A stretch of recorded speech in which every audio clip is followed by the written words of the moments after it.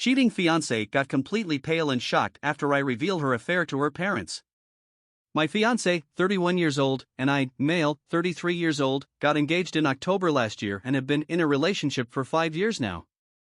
Everything has been great, and I can honestly say that I've never met anyone who comes close to her. She's been the love of my life for sure. I've known her most of my life. We grew up on the same street just round the corner from each other. Her mom and dad still stay in the same house, and I still stay in the same house I grew up in, which my mom left to me when she passed away in 2014. We still don't officially live together yet, but for all intents and purposes she lives here. Her parents and her are really close though, and she still has her bedroom there and will occasionally spend the night there, but she's never away from here. Anyway, this morning I decided to go take a walk down to the shops to buy some things, and as I was about halfway down, 15-minute walk, I realized I had forgotten my face mask. Masks are mandatory here in shops since 10th of July, so I had to walk back and get mine. When I walked in the door to grab the mask from the kitchen table, I heard her speaking to someone loudly on the phone in the living room, and she said, "Yeah, but David will always be the love of my life." David is her ex-boyfriend. I don't know a great deal about him, but I know they were in a relationship for 2 years and it ended a year before we started dating. He also dumped her. I just grabbed my mask and walked back out, and just as I got to the shops I felt weird and I had to sit down as my mind was going in 1,000 different directions. I eventually got back home and immediately told her I felt sick and sent her back round to her parents' house as I didn't want her to be ill. I'm now lying in my bed wondering what to do, to be honest. I know she didn't do anything wrong. It's not like she cheated on me or intentionally went out of her way to hurt me, but what's heard can't be unheard. She basically said that the person who she's agreed to marry isn't a patch on an ex she's not been with for 6 years. The fact she said he will always be the love of her life also means that it's a void game. Her heart's already been taken and there's nothing I could ever do to change that. Also, what would happen if he did come back into her life? You can't turn down the love of your life when they come calling, and I'd be dumped quicker than yesterday's leftovers. So what do I do? Tell her I was earwigging on her and heard her say that crap? Just end the relationship for a completely vague reason like, "Oh, it's not you, it's me," etc. Swallow my pride and pretend I didn't hear it? Everything has been wonderful, but there's no way on this earth I want to be someone's second choice, especially when her ex is the one on her mind that she obviously would be with if she could. I'm thinking about just saying it's not working between us. She's now texting me about coming round tonight and mothering and spoiling me 'cause I'm the sickie. Duck that. Update. I was gonna update sooner, but I've spent the last 3.5 days in a drunken stupor, so my apologies, but I'll warn you, this is not a good update. Right, so after posting and receiving some advice on Reddit on Thursday, I was thinking of telling her to come back round on Thursday night so we could talk, but settled on Friday morning instead, as I wanted to get my head in a clearer state. She still thought I was ill, so I needed a bit of time to think through what I was going to say. So she comes round on Friday morning about 8 a.m. with rolls and tuna mayo crunch her mom had made for me, along with grapes, sweets, and juice and stuff. I think she could see right away that something was wrong, as I must have looked stony-faced and you could cut the atmosphere with a knife. Anyways, I said to her that I wasn't really sick and that yesterday as I was going to the shops I forgot my mask, had to come back to retrieve it, and when I got in to get it I heard her talking in the other room about David. Her face went completely pale and she started welling up, so I instinctively stopped talking and just stared at her. She then runs into the toilet, locks the door and starts hysterically crying, and alarm bells are going off all over the place in my head. Her reaction made me think she didn't know what I heard, so she must have said some other crap about him as well. I chapped on the door and told her if she has any aspirations of saving this relationship she had better tell me everything right now. 30 minutes or so go by and she finally comes out dabbing her face with a tissue and tells me David got back in touch with her 4 or 5 months ago and she had been sleeping with him once or twice a week since. I said in my previous post that she will occasionally go and stay with her parents. It's usually about once a week, sometimes twice, sometimes none. The thing is, I've just popped round myself dozens of times over the years to speak to her mom or dad, watch TV, or anything at all really without informing her, and she's always been there, so it's just become routine and I've never thought any more of it. This has obviously been the time that she's gone to meet David. All I can think of is that the snippet of conversation I heard her having was her friend or something helping her choose between David and I. When I heard this I hit the roof, I threw her out, grabbed handfuls of her stuff, put it in bin bags and threw it out the door into the front garden. She's still standing there, by the way. I then grabbed my garden hose and drenched the crap out of the bags with it. I'm not proud of that, it was extremely petty, and in hindsight I should never have done that. She at this point has run round to her house, and about a minute later her dad comes rampaging round screaming. Her dad and I end up rolling about the now quagmire-ish front garden fighting, at about 9 a.m. in the morning no less. Police vans and everything ended up turning up, and half the street was out because of the rammy. Afterwards I blocked her on everything and went to my friend's house where 3 of us spent the weekend, and Monday, they took off work, I'm on furlough, drinking. When I got back in the house this morning, I noticed she had been back in the house at some point, made the beds, done the washing and ironed. I have no idea why she did this. As I'm writing this, she's tried to get in again. I haven't been able to change the locks yet, so I put the door chains on the front and back door, and from upstairs heard the door opening and the chains clanging as she tried to get in. There's also a note that she's put through the door. I don't even want to read it right now, I'm too hurt, hungry and hungover to even think about what she has to say. Ex-wife cheated with her ex and she begs to fix it after my stepdaughter helped to take them both down.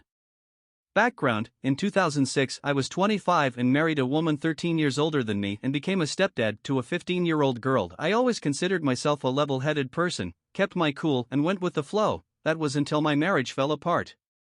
Cast: me, Alma, former wife, Marina, stepdaughter, Carl, stepdaughter's biological father, Karen, BF's ex-wife. So it's the summer of 2009. Alma and I have 3 years in and Marina just graduated high school. Alma tells me that Marina has been asking about her biological father. Alma says that she wants to write to an old address she had for him and see if he would be interested in getting to know his daughter.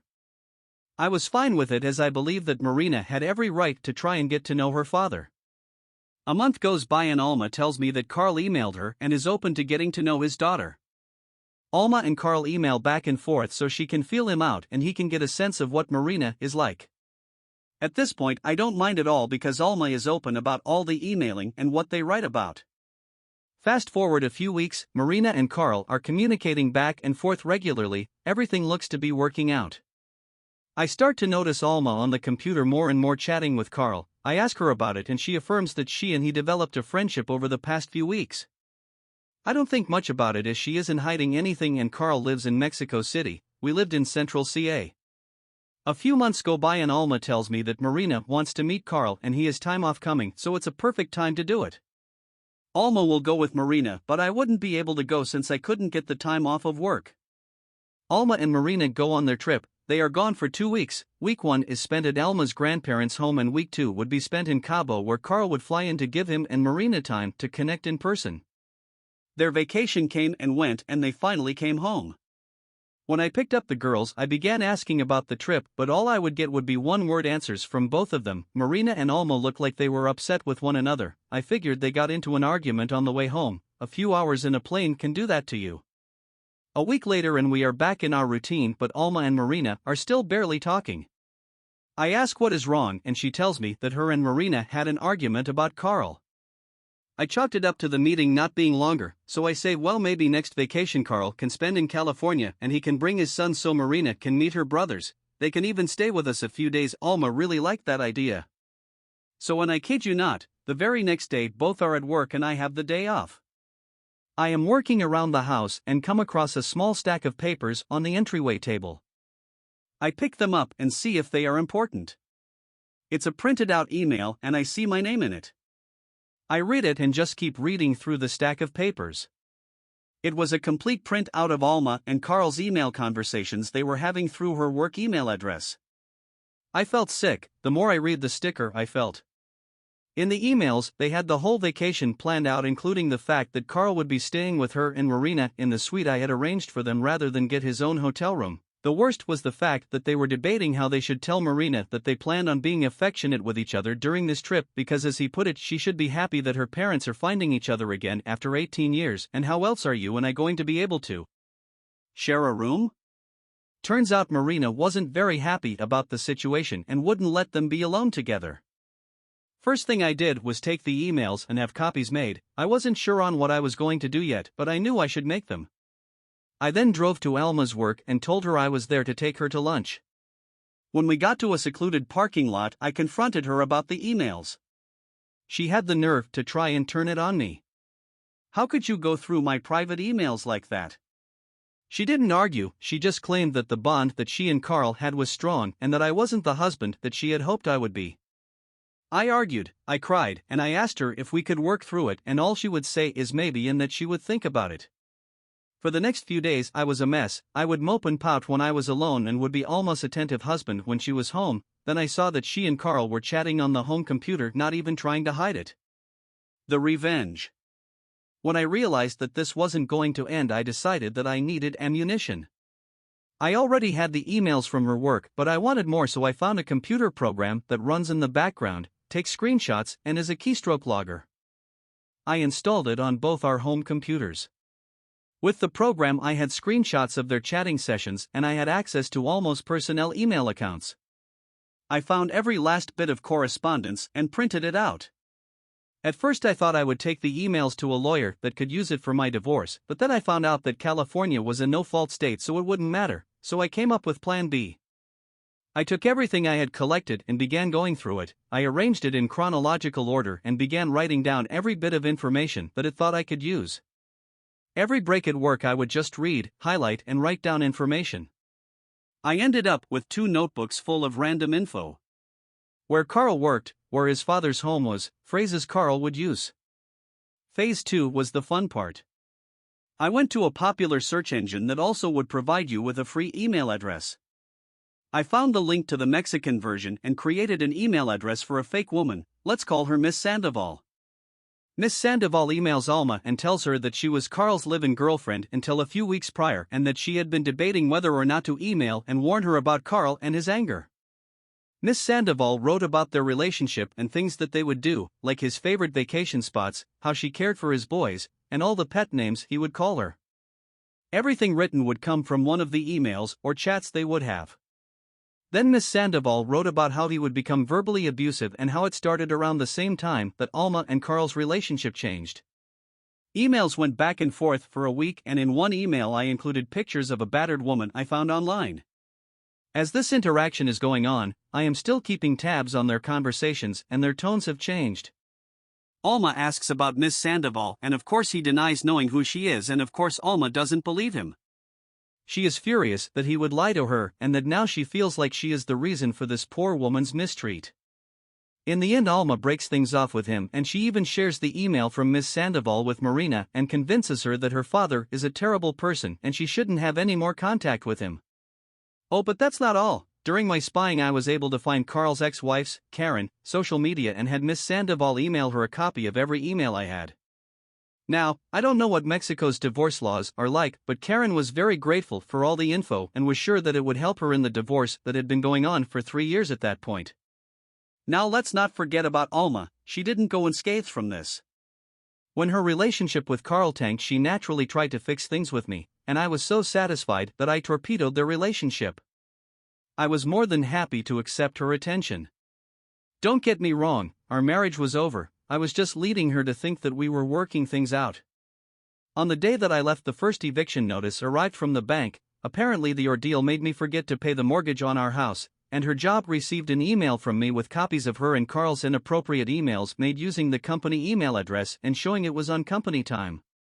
It was worth the hit to my credit score just to get her frantic voice messages about her losing the house and her getting demoted at work. Update. So, to answer some of the common questions I've gotten.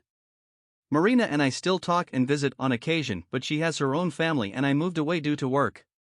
Marina and her biological father tried to connect again a few years later, but in the end he cut all ties with her because she wouldn't act like a loving and devoted daughter on the first visit. Alma and Marina never found out that I was the one to email her as Miss Sandoval. I need to clarify that I intentionally forgot to pay the home mortgage for a few months. She had no idea since I was the one who set up the online accounts and I picked up all the mail. Cheating girlfriend went out of mind when I walked in during her making out with random dude at a party and ran out and started throwing rocks at me to cover her guilt. My story is a weird one. Me and my ex-girlfriend got together around this time last year and we were each other's first couple. We are both in college and went to different schools. We've both never had relationships with anyone, albeit she tried and it never worked out. We were talking for about 2 months and we started dating. In the beginning, it was felt, big emphasis on felt, not was, great, but I knew how she was and she didn't feel comfortable if I was in contact with anyone I've hooked up with, and I felt the same way, or people I've met on dating apps. I felt the same way, so we set that boundary. From the very first day, she could not keep that boundary. We went to a party and she told people we weren't dating because no one was giving her attention. And then she proceeds to call an Uber so we can go to this dude's house. She met him on Hinge. She kept persisting and I knew she was drunk and would not take no for an answer. The only reason I went with her would be so I wasn't liable for anything that happened to her. Eventually, she got so high from smoking a dab that I had to take care of her despite this first interaction, and I had to put my emotional concerns aside. Fast forward a few weeks, I see that she is still snapping and talking to people she met on Hinge. At the time, I let her stay with me for the weekend, and because it was Friday, I had class, and since she was staying home for remote learning, she was able to come up to stay with me. I see her talking and snapping those guys even though she promised me that she stopped talking to everyone that she met and admitted that before we were together, she had FaceTime sex with one of them. Fast forward a few days, she tries to cut it off but isn't being assertive enough and is being told that I was misusing her, despite her upholding the same standard for me, and was giving the tone that she is only doing this because she has to and not because she wants to uphold the boundaries we both set. We got into a big argument about how she doesn't respect me, and she kept telling me she does and that I am one of the only genuine guys who has ever talked to her. Fast forward another few weeks and she told me that a guy she met on Hinge, who she was still talking to, invited her to a frat party. The moment she said this guy's name, I got absolutely livid because she just basically admitted that she lied about everything, and she starts crying and saying she's sorry, which is basically just a manipulation tactic. Keep in mind, we are long distance and I practically partied every single weekend. However, I never once talked to a single girl at a party unless it was one of my friend's girlfriends. During these parties that I attended, I would constantly be texting her every 5 minutes and I would come back to my apartment extremely early, before 11. Yes, I know, I am an idiot for constantly believing her when she said she was sorry. It was my first ever relationship. I should not have tolerated all the bullcrap and lying. Fast forward another few weeks. I have a few friends I have met on TikTok. One of them was a girl and was a political TikToker, and so were the rest of the friends. I was sending all of them political TikToks and my girlfriend got really upset that I was sending her more TikTok videos to this girl and her. Keep in mind, my ex knows nothing about politics, and whatever I was sending to this girl, I was sending to the rest of the friends I met. Eventually, she sees that I follow this girl on Instagram. I followed all of them. My girlfriend tells me she knows that I am stalking this girl and I am looking at her VSCO. I only looked at my ex's VSCO and nothing else because no one else mattered to me. I tell her that I did not and I never have. My ex proceeds to say that other people can see my VSCO search history, and I tell her that if that's true, then I don't remember it. Keep in mind, I never did, but I believed her when she said that because I thought she was telling the truth. So she tells me that she knows her worth and is not going to waste time with a guy that disrespects her like that, and she is going to call me later.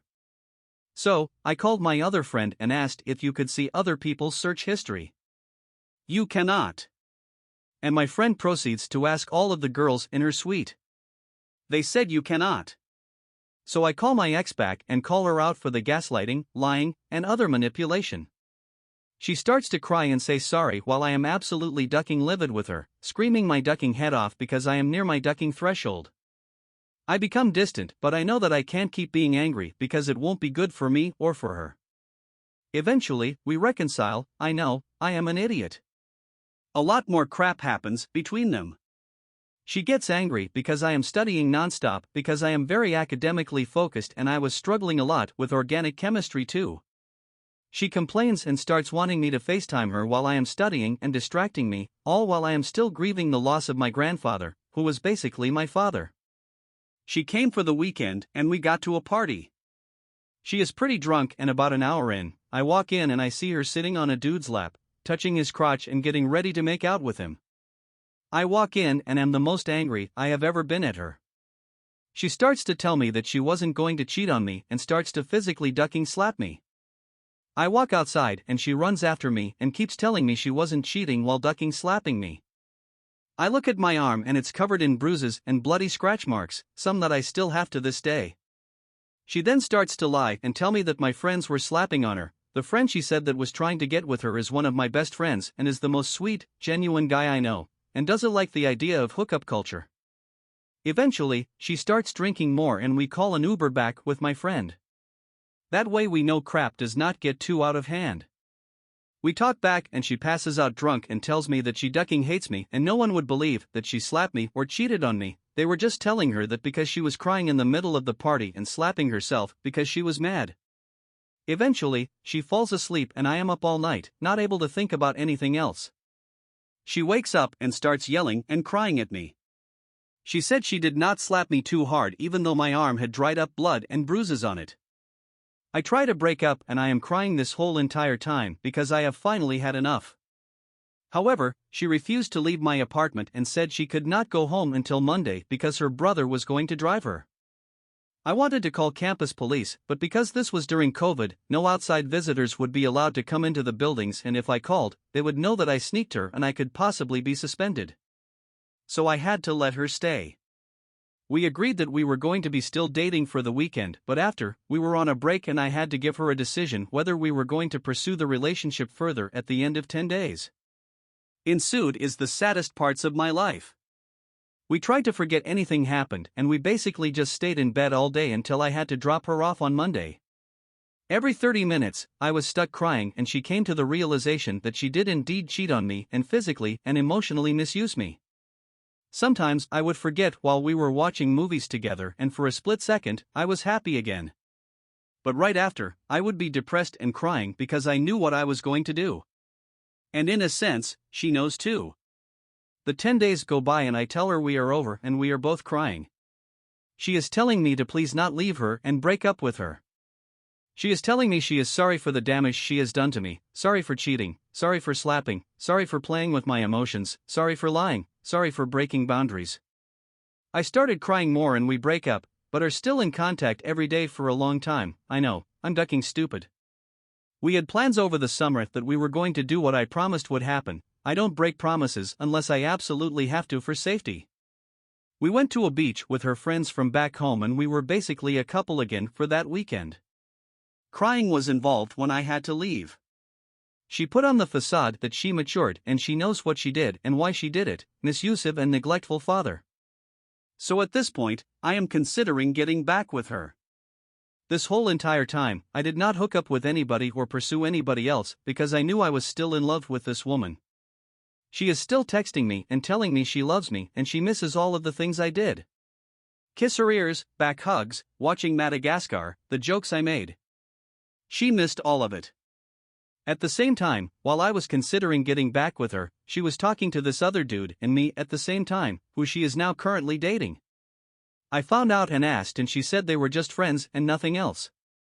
We meet up during my Silmasus week at the beginning of the fall 2021 semester so I can give her back her stuff around 8 p.m. She ditched me earlier because she was drinking with some of her friends, despite me waking up at 6 a.m. to drive 6.5 hours to meet her at a time we both initially planned. When we finally meet up, she sees me and says that she still loves me. She proceeded to kiss me and hold me while I was tearing up. She then asked me if I could walk her over to a restaurant with her friends.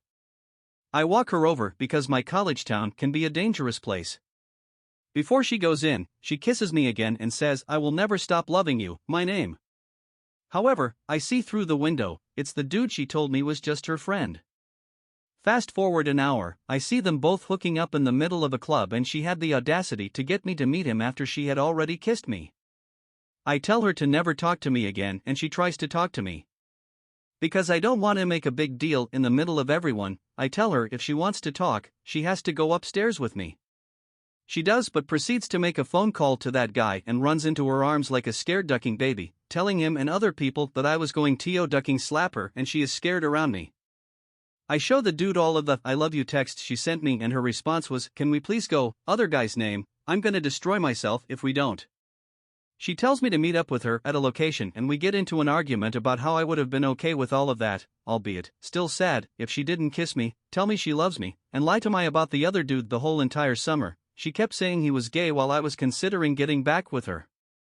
I recorded the whole argument. I got video evidence of her admitting to lying about destroying herself so she can get her away. I got video evidence of her admitting to lying, slapping me, and saying she doesn't care anymore. Since then, we have called a few times shortly after, and I have said some things that I should not have. She then tells me that if she destroys herself, it's because of me and it is going to be all my fault. I respond that it's ducked up that she knows about my ** idol past and try to make me feel guilty. After that, I officially block her on everything with video proof of her admitting to cheating, slapping, lying etc. in case I ever want to get a restraining order. Since this whole ordeal finished in August, I suffered from severe depression and PTSD. Since then, I've had multiple random accounts on Instagram ask if I was in misuse of partner, and one girl on Tinder asked as well. They are together, and since then, I have recovered. It has been a rough 5 months for me. I had started taking Zoloft for my depression, anxiety, and PTSD from my ex slapping me, cheating on me, and lying to me. I still have PTSD whenever a girl touches me, whether it be to grab my wrist or anything. I was on track to do a 2.5 GPA this semester because of how bad the Zoloft was ducking up my concentration and making me oversleep, essentially turning me into a zombie. Eventually, I said enough was enough and I quit cold turkey. My GPA went up to a 3.5, I used to be a 3.8 GPA student, and I would say I have recovered around 60%. Everyone, besides those who saw all of the ordeal go down, believes she's a saint. Her friends used to say it's okay for a woman to slap a man and that I was overreacting and that she probably had a reason to cheat. I dumped my fiancée who was cheating on me while I was paying her loan. I was in a relationship with my partner, and now ex that ended in August, and just 4 days ago we would have been celebrating our 2nd anniversary had we stayed together. Even before AP was in the picture, she had been gaslighting and emotionally manipulating me into accepting things that I can now see as red flags. Each time she did something that crossed the line, she would guilt me into thinking that I was being too uptight, or that I shouldn't have been so upset. Eventually, this would lead to offense, or even after yelling in pain from how bad she was hurting me, she would gaslight me into thinking that it was just play fighting. I grew up in a troubled household, and bad behavior from loved ones is all I have ever known, so it wasn't hard for her to convince me that her behavior was okay. We met her AP through a mutual friend, and I didn't think much of it at the time. She had a lot of male friends, and I had never noticed anything initially. Over time I noticed that while she would have wanted me to call her as soon as I got off work, this turned to her not being awake when I got off work, and when I got a new job with more agreeable hours I would often have my calls go unanswered, and find her in a voice call with AP. I still didn't mind this much as AP had also become my best friend rather quickly and wouldn't betray me, at least that is how I thought of it at the time. As time went on she would spend less and less time with me, and more time with AP. At the job I worked, I could frequently check my phone, and often message both of them over Discord while I was at work, which frequently went unanswered. By the time I got home, she was often asleep from having stayed up all night and morning while I was asleep or at work. At this point, I had been conditioned to a point where I rarely ever questioned her behavior, even though I had an uneasy feeling in my stomach. Her cold shoulder quickly turned to outright verbal offense, yelling at me for the smallest of things. Despite me working a full-time job while she was at home without children, she would complain to me about how I wasn't doing enough around the house. The constant verbal offense was when my limits were starting to be tested, as I frequently had mental breakdowns and would cry in the bathroom, or while she had headphones on and couldn't hear me. I would inform AP, as I thought he was my closest friend. I later learned that he would relay these mental breakdowns to her whenever they happened. Push finally came to shove when I noticed she had made a Discord server with him, easily recognizable because it had art she had commissioned of her Final Fantasy XIV character with his using money that I made from my job. She was very secretive about this server, and if I walked by while she had it open she very quickly changed the server. At this point I had to snoop. I knew the password to the iPad I bought her, and I knew she was logged into Discord on it. Despite the overwhelming dread, I felt I knew I had to look, and I found everything. Plans to kick me out of the home we were sharing with her grandparents, plans for him to move in with her, them talking about NSFW topics. Him relaying my mental breakdowns to her, her complaining about me. My arms were shaking, I could barely see straight, and the grief I felt, and to an extent still felt, was unbearable. I confronted her, and while I was still heartbroken and mentally destroyed, she took the opportunity to manipulate me into parting with most of the things I had bought for her over our relationship while I was packing my things, put on crocodile tears, and even attempted to extort a little bit more money out of me before I left, claiming that I owed her for rent. I had to beg my family to let me move back in and ended up moving in with my grandma. I kept in contact with her for the next month, as I still genuinely believed she wanted to be my friend. Another friend of ours told me that he expected me to get back with her and that they wouldn't last. This small shrivel of hope, I put it in air quotes as I was still unable to see how terrible that relationship truly was what kept me hobbling along. I ended up confiding in this friend when I had mental breakdowns and told him that the hope that she would take me back was what kept me moving. These breakdowns and my hope to get her back were also relayed to her. Any moment of weakness I had around any of our mutual friends would end up being relayed to her. After the first month, debt collectors began to call me in regards to the lease on an apartment we were renting before we had to move due to the pandemic. I made sure to contact her and try to get a payment plan worked out where we both paid off the rent, just putting forward $100 a month until the debt was paid off. She told me that she did not have money at the time and was unable to pay it. 1 week later, I found out she had commissioned an artist for another piece of her character. Her credit score was already bad, and she planned to inherit her grandparents' house, so she was entirely unconcerned with it lowering further. My credit score is squeaky clean and I have never missed a payment on anything, and this was the final straw. A friend that only I knew, after hearing that, gave me a talk I had needed for a month, and I finally began to see the offensive and toxic relationship for what it was. I gathered all of the evidence I had of mental offense, infidelity, and began telling people from our FC, if you've ever played WoW, and our raid group. After telling enough people in private, I went public with everything and tried to make it as visible as possible. During this period, mutual friends told me that I was pathetic because I was male and she was female, and that I was ultimately lying. The posts were quickly deleted, as she is the owner of the FC, and I was removed from every avenue of contact she could remove me from. Fast forward to now, 5 months later, and I am still broken, without much in the way of healing.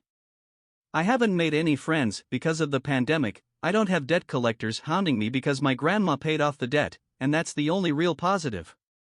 I have lost almost all of my friends, as over time she monopolized my time to a point where I just lost contact with most people and didn't have bonds strong enough to reconcile those friendships, and many people grew to dislike me as she often started drama within our FC, and would then use her authority as the owner to punish those involved, and saw me as just another extension of her. I have nothing to devote myself to. I don't care for my job, I don't have good familial relationships, and I have no friends. I'm afraid to open my heart to anyone, as I don't want to get hurt again, and I'm afraid that after the lifetime of offense I have endured, I do not know what it feels like to be loved, and couldn't recognize it even if someone could manage to love someone as empty and damaged as I am. Update. 9 months ago, I caught my now ex-girlfriend, now 27, cheating on me, now 24, which ended our almost 2-year relationship, for which I was saving for a wedding ring. This was my first relationship and I was emotionally and financially destroyed by it. She had spent all the money in my bank account before we broke up, leaving me with no money. I grew up in a bad house, and when I left, my already poor relationship with my father was shattered, and she often held this over my head to spend student loan money from college that was in my account before I started dating her. If I didn't buy her things, she would threaten to break up with me and leave me without a place to live. After the breakup, I had to beg my family to take me back in. Since then, I have been working to pay off the now $23,000 debt that she accrued in my name, spending student loan money. I don't have a degree and only have experience in food service, so I can only find work that pays low. Trying to escape this mountain of debt, knowing that 100% of my paycheck goes towards trying to get out of this hole, is miserable. If student loans weren't frozen due to the pandemic, I'd have destroyed myself by now, as the debt is already a steep enough hill to climb. At the rate I am going at, I will probably lose the rest of my 20s to working just to pay off debt, let alone finding enough financial security to support myself. To add insult to injury, when I found the messages between her and her AP, while I was distraught, I made sure to take as many screenshots as I could and have enough evidence to prove that I was the victim. Despite me playing my full hand, showing all of the evidence I have, there are people who I once called friends that wholeheartedly believe that I am at fault for what happened. That I didn't treat her right, or that she wouldn't have cheated on me or offended me if I was a better boyfriend. That I am ducking pathetic for trying to stir drama by revealing the awful things she did to emotionally, physically, and financially break me throughout the relationship. For a time I pushed myself forward because I wanted to build a better life for myself, that if I just gave up I'd be letting her have the last laugh, but pushing forward feels impossible. I am physically exhausted from working long hours for minimal pay to pay off debt. I am mentally exhausted and have deep-seated trust issues from the mental torture she put me through. I am no doubt paranoid. Everyone that talks to me I suspect is the newest person to try and use me, or gain something from me. I no longer have time for things that interest me and just spend my time working or trying to numb the pain I feel every day. I don't know what it feels like to be unconditionally loved. I have toiled all my life to try and gain the love of my parents, and when that failed I toiled to gain the love of my now ex, and both times I was burned. I don't understand the point of my life. Am I truly here just to work endlessly while others stick me with daggers, or twist the ones I've already been stuck with? I was diagnosed with depression when I was 14, which was mismanaged since my family does not believe depression is real, and on my 24th birthday being able to celebrate 10 years of entertaining the notion of my death does not inspire confidence towards my future.